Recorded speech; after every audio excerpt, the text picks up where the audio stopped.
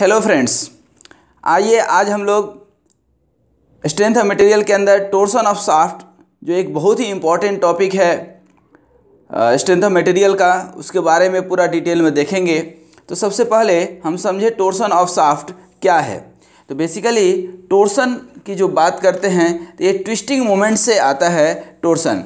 That means कि कोई यदि शाफ्ट है, ठीक है ना, ये तो बहुत दूर की बात है, जस्ट इस पेन को आप समझें कि इसके ऊपर जब आप रोटेट करते हैं that is the twisting moment, ठीक है ना। लेकिन ये ट्विस्टिंग मोमेंट, ये तो कोई मोमेंट रेजिस्ट नहीं कर रहा है, लेकिन यदि हम इधर फिक्स कर दें लेफ्ट साइड में और इधर हम जो है आपको टॉर्क प्रोड्यूस करें, तो इसके चलते क्या होगा, जो ट्विस्टिंग मोमेंट जनरेट होगा that phenomena is called basically torsion.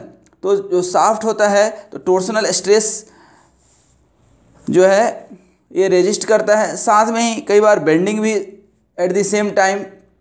आप इसके ऊपर बेंडिंग लोड भी लगा सकते हैं, और नहीं भी लगा रहे तो इसका सेल्फ वेट के चलते बेंडिंग स्ट्रेस भी जनरेट होता है, और कभी एक्सियल थ्रस्ट भी इसके ऊपर लग सकता है, और combination of all these, that means कि एक्सियल भी लग सकता है जिसको कि आप थ्रस्ट लोड बोलते हैं, बेंडिंग भी लग सकता है, और at the same time torsion भी लग सकता है। तो आइए ये इसका हम लोग पूरा डिटेल में पढ़ते हैं। देखिए यहाँ पे एक शाफ्ट है, ये सपोज कीजिए कोई शाफ्ट है आपका, ये अभी फ्री शाफ्ट है, लेकिन जैसे ही इसके ऊपर आप ट्विस्टिंग मोमेंट लगाते हैं टॉर्क टी, तो ध्यान दीजिए ये ट्विस्टिंग मोमेंट, तो अभी तो ये शाफ्ट रोटेट कर जाएगा, लेकिन यदि इसके लेफ़्ट पोजीशन को, जैसे ये आप देख रहे हैं लेफ़्ट पार्ट, इस लेफ़्ट पार्ट को यदि हमने फिक्स कर दिया तो there is no possibility to rotate in the left side, so it will resist the torque applied। जो भी आप इसके ऊपर टॉर्क लगाएंगे या फोर्स लगाएंगे उसको ये रेजिस्ट करेगा। That means a shaft is said to be in torsion when equal and opposite torques are applied at the two end of the shaft.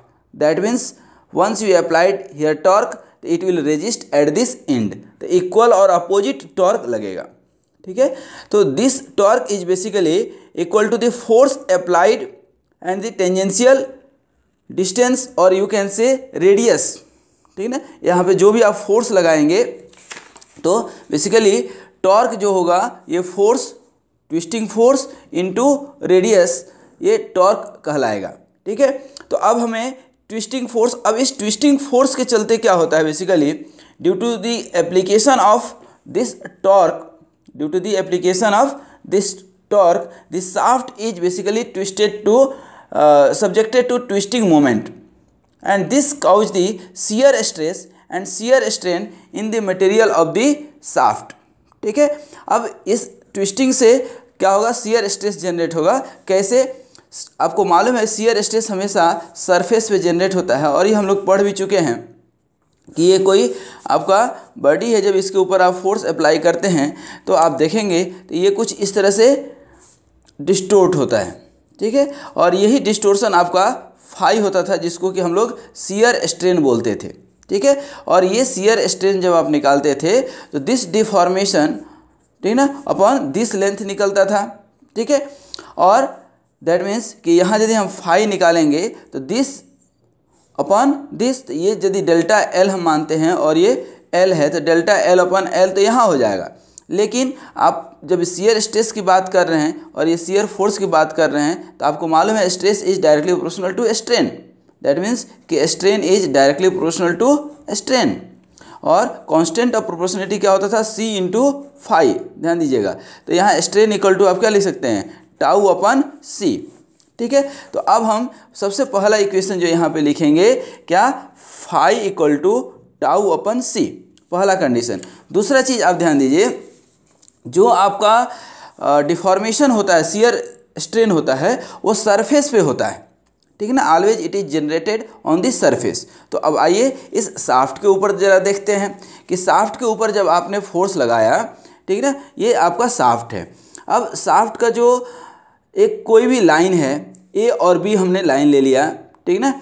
ये आप जब साइड व्यू में देखेंगे तो कुछ इस तरह से सर्कल दिखेगा, जैसे कि हम यहाँ पे आपको दिखाएं तो फ्रंट व्यू में तो ये दिखेगा इस तरह से कुछ आपका शाफ्ट, लेकिन साइड व्यू में जब आप देखेंगे तो क्या सर्कल दिखेगा।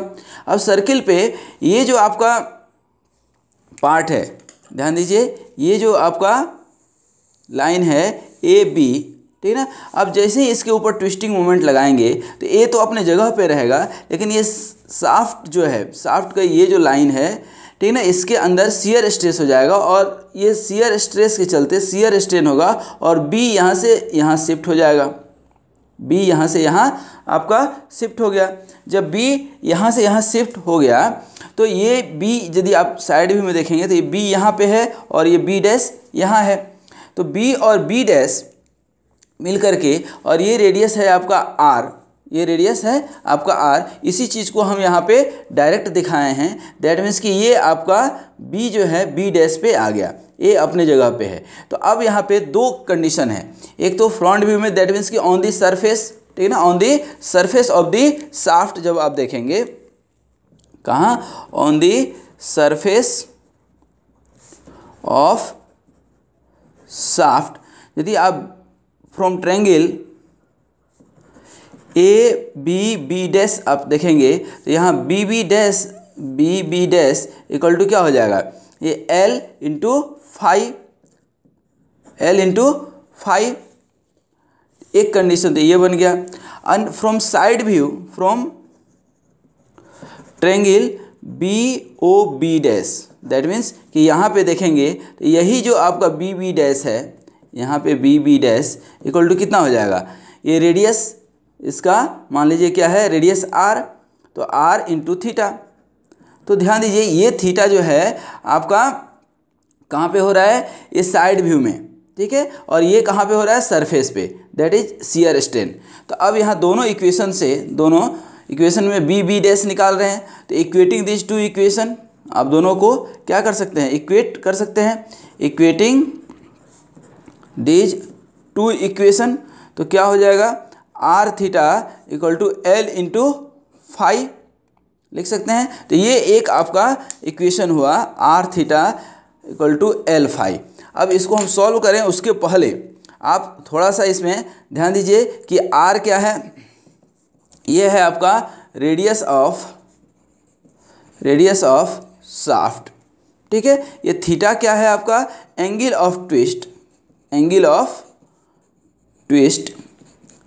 एल क्या है, लेंथ ऑफ शाफ्ट, ये पूरा यहाँ से यहाँ तक का लेंथ ऑफ शाफ्ट।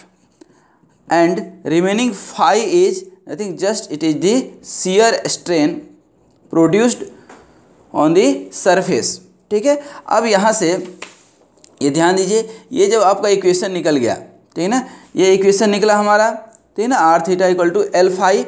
और अभी हमने आपको बताया है कि यहाँ पे ये फाई इक्वल टू, अभी हमने ये निकाला था, phi equal to tau upon C, that means shear stress upon modulus of rigidity, ठीक है। तो यहाँ phi equal to tau upon C लिख सकते हैं, तो यही हम यहाँ पे लिखेंगे। ध्यान दीजिए इक्वेशन क्या निकला है हमारा, ये R theta equal to L five, तो ये R theta equal to L five, R theta equal to L five लिख दिए, आर थीटा अपनी जगह पे रहने दीजिए, ठीक है। और L into five equal to क्या लिख सकते हैं, टाउ अपन सी, ठीक है। तो अब ध्यान दीजिए, तो यहाँ टाउ रहने दिए और आर को इधर ले गए, तो इधर क्या हो जाएगा, सी थीटा अपन एल हो सकता है कि नहीं। तो this is the equation, this is the one of the most important relation between shear stress, radius of shaft, theta is the angle of twist, length of the shaft and modulus of rigidity, ये हम लिख सकते हैं। अब for this equation, from this equation what I can write here, हम यहाँ पे ये लिख सकते हैं कि यदि for a given material, for the given material C will be constant, for a given shaft, जो भी शाफ्ट होगा, तो यहाँ पे C जो है कांस्टेंट हो जाएगा for the given shaft, C theta and L will be constant. यदि ये कांस्टेंट हो जाए तो आप क्या लिख सकते हैं, यहाँ ध्यान दीजिए, तो tau upon are equal to constant लिख सकते हैं कि नहीं। That means tau is directly proportional to R. अब यहाँ पे हम पहुँच गए हैं कि tau is directly proportional to R. That means इसका मतलब क्या है, टाउ मैक्सिमम जो टॉर्क है, दैट मीन्स यहाँ पे ध्यान दीजिए, टाउ दैट मीन्स कि shear stress is directly proportional to radius. तो आर रेडियस पे यदि टाउ है तो यहाँ पे यदि हम रेडियस कम कर दें, ठीक है ना, जैसे यहाँ ध्यान दीजिए, ये आपका क्या था, आर रेडियस, ये टोटल आर रेडियस है। यदि हम यहाँ पे टॉर्क टाउ है, सॉरी शियर स्ट्रेस टाउ है, तो यहाँ पे एक्स डिस्टेंस पे, ठीक है ना, एक्स डिस्टेंस पे क्या होगा, टाउ एक्स, दैट मीन्स कि tau is directly proportional to are, तो tau upon are equal to कितना हो जाएगा, टाउ एक्स अपन एक्स। ठीक है, यहाँ पे एक्स डिस्टेंस पे कितना हो जाएगा, टाउ एक्स। इसका मतलब कि जैसे जैसे एक्स घट रहा है, ठीक ना, जैसे हम यहाँ पे लिखे हैं tau is directly proportional to are, तो आर बढ़ेगा तो टाउ बढ़ेगा, आर घटेगा तो टाउ घटेगा, शियर स्ट्रेस घटेगा। तो at the zero radius centre पे शियर स्ट्रेस क्या हो जाएगा हमारा, जीरो। ठीक है, तो अब आइए एक यहाँ पे अब दूसरा पार्ट देखते हैं इसी इक्वेशन का, कि अब सपोज कीजिए कि एक तो आपका इक्वेशन जो निकला था वो कौन सा निकल गया equation, tau upon are equal to C theta upon L, ये तो एक इक्वेशन आपका निकल गया। ठीक है, अब इसी के हेल्प से दूसरा हम बढ़ रहे हैं, एक सॉलिड शाफ्ट के लिए हमने ये इक्वेशन निकाल लिया, tau upon are equal to tau x upon x. ठीक है, या स्मॉल रेडियस आर मानेंगे तो टाउ एक्स अपन आर, ये हो जाएगा आपका। अब यहाँ पे हमने एक कोई छोटा सा एलिमेंटल रिंग ले लिया इस सॉलिड शाफ्ट में। ये शाफ्ट ध्यान दीजिएगा, ये यही शाफ्ट है, जस्ट हमने यहाँ पे इसका सिर्फ साइड व्यू दिखाया है, ठीक है ना, अपने पर्पज के लिए। ठीक है, तो यहाँ पे ये एक्स और इसका आप जो है विड्थ जो है, थिकनेस जो है क्या मान लीजिए डी एक्स। ठीक है, तो इस एलिमेंटल रिंग का एरिया निकाल सकते हैं क्या, ये तो एक पार्ट आप पहले अलग कर ही लीजिए। तो एरिया ऑफ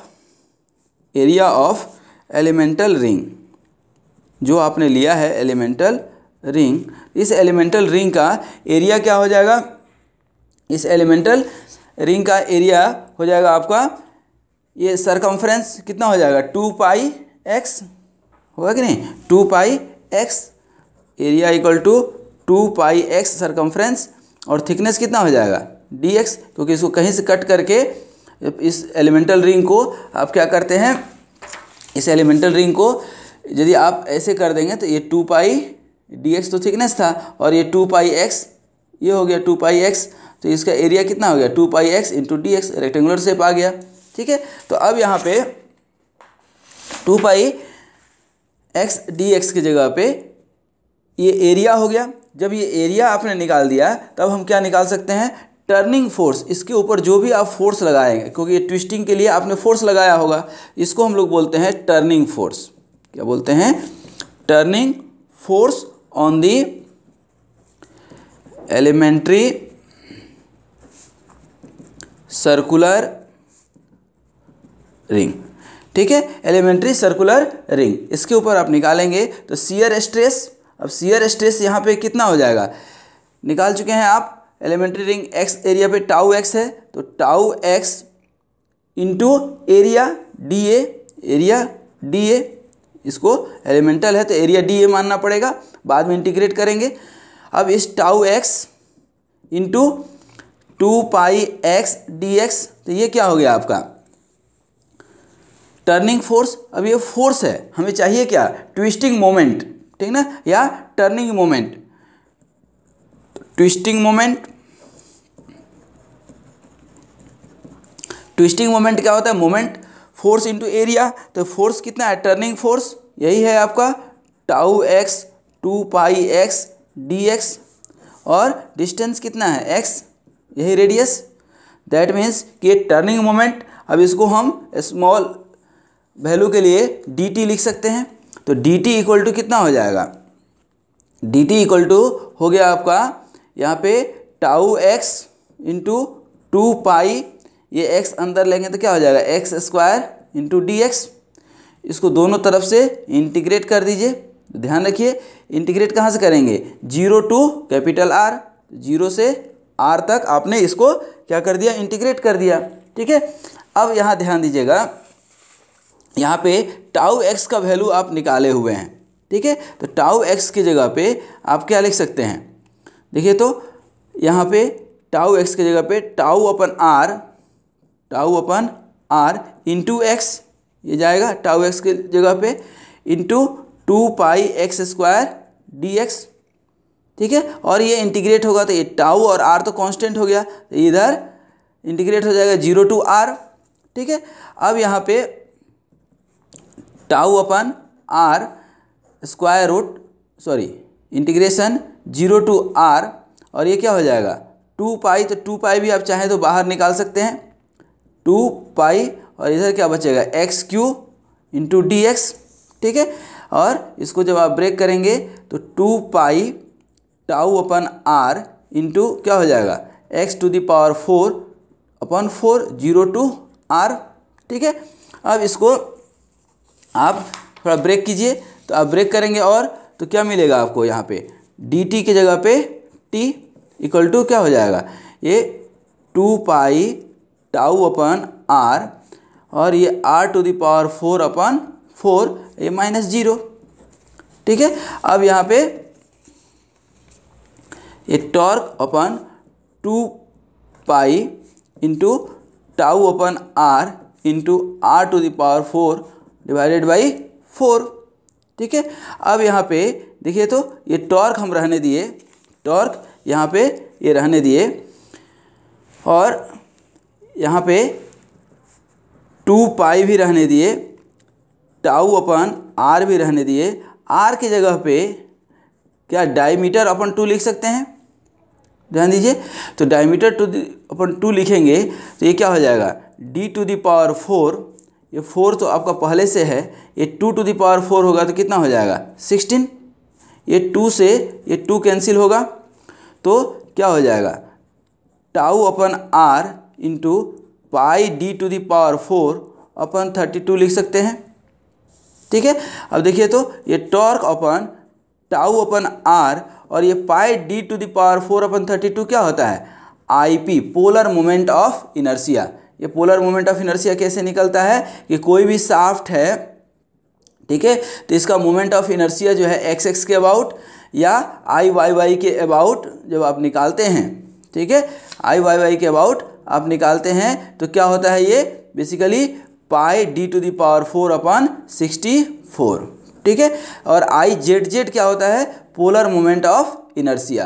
तो ये polar moment of inertia that means IXX plus IYY।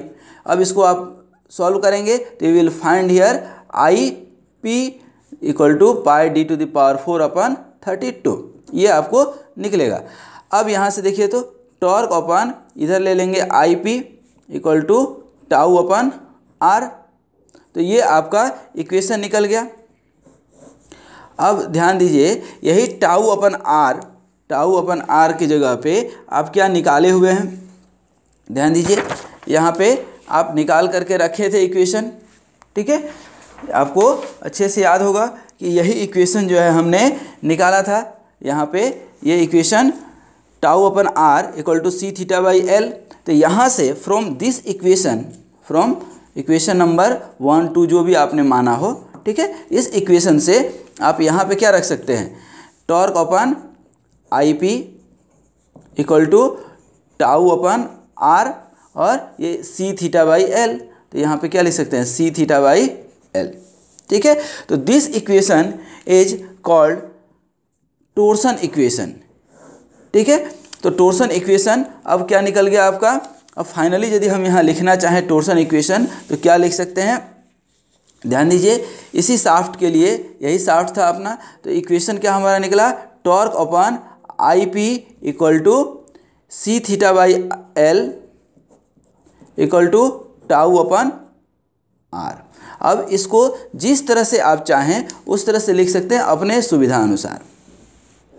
ठीक है, दैट मीन्स कि यहाँ पे अब जो यहाँ पे लिखे थे सी थीटा बाई एल, यहीं पे क्या हो जाएगा टाउ बाई आर। अब इसको जिस तरह से इच्छा हो ठीक है ना। जब जिस तरह से ज़रूरत पड़े उस तरह से हम लिख सकते हैं क्या, torque upon I P equal to C theta by l equal to tau upon r. अब इसके नोटेशंस और यूनिट्स थोड़ा सा जान लीजिए। जो हमारा अब ये इसका लास्ट पार्ट है। अब इसके लास्ट पार्ट में आप देखिएगा तो टी जो है हमारा क्या है, torque applied on the shaft. इस ट्विस्टिंग के लिए आपका जो इक्वेशन निकला, ठीक है, इक्वेशन क्या निकला फिर से एक बार और लिखते हैं, क्योंकि ये बार बार लिखने से थोड़ा सा आपको याद हो जाएगा। Torque upon I P equal to tau upon are equal to C theta by l. अब यहाँ पे टी क्या है, ध्यान दीजिएगा, टी क्या है, टॉर्क, और टॉर्क का यूनिट क्या होगा, न्यूटन मीटर, ठीक ना। I P polar moment of inertia, और पोलर मोमेंट ऑफ इनर्शिया को क्या बोलते हैं, polar moment of inertia that means pi d to the power 4 upon 32, that means कि इसका mm to the power 4 unit हो जाएगा, ठीक है। शियर स्ट्रेस टाउ तो न्यूटन पर mm स्क्वायर, ठीक है। आर रेडियस है तो इसका क्या हो जाएगा, मिलीमीटर, और सी अगेन तो सी और स्ट्रेस दोनों का यूनिट सेम होता है, मॉडुलस ऑफ रिजिडिटी है, तो इसका भी न्यूटन पर mm स्क्वायर होगा, या इसको कई जगह गीगा पास्कल या मेगा पास्कल भी लिखते हैं, ठीक है। थीटा हमेशा यहाँ पे रेडियन में लेंगे, ध्यान दीजिएगा, रेडियन में, और L is the length of the shaft. Length of the shaft कहने का मतलब क्या है यहाँ पे, मिलीमीटर, ठीक ना, या मीटर में भी दिया रहेगा तो आप इसको मिलीमीटर में कन्वर्ट कर लेते हैं, ठीक है। तो यहाँ तक आई थिंक कोई दिक्कत नहीं है। अब इसी इक्वेशन में ज़रा सा एक लास्ट में थोड़ा सा देखिएगा, all about the hollow shaft. इस इक्वेशन में हॉलो शाफ्ट का ही रहेगा, तो नेक्स्ट वीडियो में हम लोग निकालेंगे हॉलो शाफ्ट के लिए यही इक्वेशन, ठीक है ना। दैट मीन्स कि अभी जो हम लोग पढ़े basically it is nothing, just it is the torque transmitted by solid shaft, ठीक है। और इस सॉलिड शाफ्ट के लिए हम लोगों ने स्टैंडर्ड टॉर्सन इक्वेशन निकाला, tau upon are equal to C theta by l equal to torque upon I P, torque upon I P, ठीक है। यहाँ पे एक बार और हम लिख देते हैं, ठीक है ना, torque upon I P equal to tau upon are equal to C theta by l. तो ये आपका क्या निकला, टॉर्सन इक्वेशन, यही आपका टॉर्सन इक्वेशन है। अब नेक्स्ट वीडियो में हम लोग लेंगे कि टॉर्सन इक्वेशन, ठीक है ना, ये हमने पढ़ा। अब नेक्स्ट वीडियो में इसी के साथ सॉलिड शाफ्ट के बाद इसी में पोलर मॉडुलस क्या होता है, ठीक है ना, and power transmitted by the shaft and torque transmitted by hollow circular shaft, ये हम लोग कंसीडर करेंगे।